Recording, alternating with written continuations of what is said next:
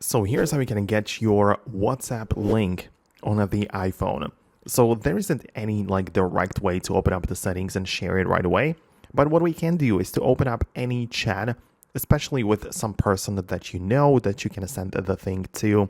And what you need to do is to type in to the text field Learnly, WA.me/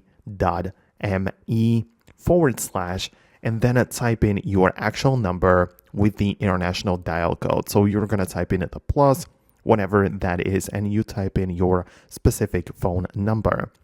Now, once you send this text, which is again a WA.me/your phone number, you can paste that and send it to that person, and it will turn this into your specific WhatsApp link.